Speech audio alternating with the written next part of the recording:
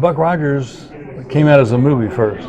Yeah. And of course I turned it down 3 times because I didn't want to do it. I was like, I had a thing to do with Michael Landon. Yeah. Oh, that I really wanted to do because Mike was a really good guy, and he and I hit it off. I did a Little House on the Prairie, and then he had me do a pilot because he liked what I did so much. Yeah. And so we did this pilot called Stone. It was about a guy who'd been in prison for 10 years, and he was going to be basically it was going to be a road show going out and seeing what America was like. Yeah. As the publisher who hires me supposedly says, you can see the country with fresh eyes. We're waiting to hear from NBC about that show. Universal contacted my agent and said, you know, we'd like Gil to do Buck Rogers. Yeah. We have this thing to do, this movie.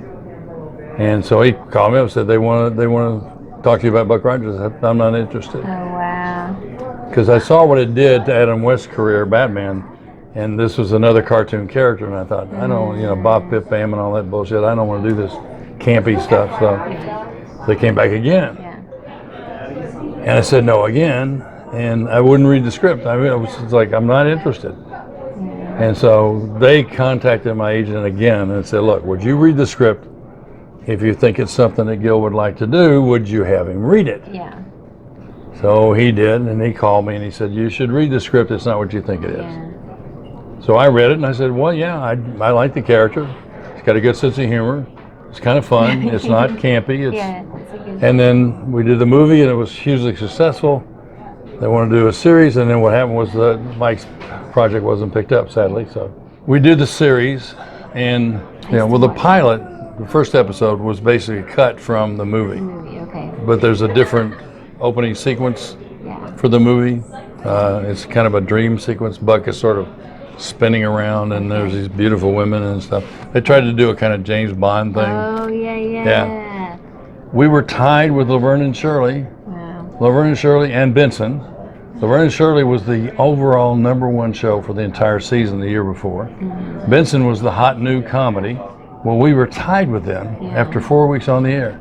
And then they took us off the air to build up the special effects and stuff. Mm-hmm. Well, at the same time, some of the other networks were canceling shows. So a lot of people who were watching the show, of course it's gone, they thought, oh, it must have gotten canceled, so they started doing other stuff. And, you know, it just never really recovered after that because, you know, it's like it's in LA, it's never gotten the respect that it's gotten everywhere else. But I mean, I was going to places signing autographs and stuff. And at one place I signed 5,000 autographs in one day. And it was like, and of course it was not the time of social media, so no one said anything about it.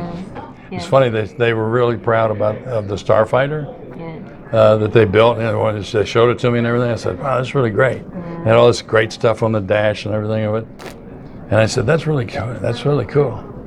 I said, but where are my legs going to go? And they were, what do you mean? I said, well, if you look inside, there's this great seat, and then it goes all the way underneath the thing. And I said, I mean, I love doing the character, but I refuse to cut my legs off just to fit this thing.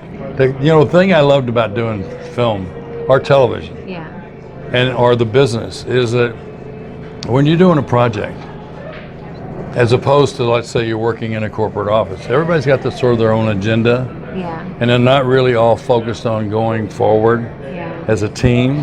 But when you're on a movie set, it's like there's such a great energy on that set because it's all aimed at getting the day's work done, doing the best job you can.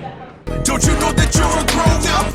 Subscribe to Gen X Grown Up by clicking right here and enable notifications so you won't miss a thing. Use the comments down below to tell us what you think, and while you're there, a thumbs up would be great too. Please share this online wherever you hang out. Connect with GXG on social networks by clicking right here. Basically, life sucks as a grown-up.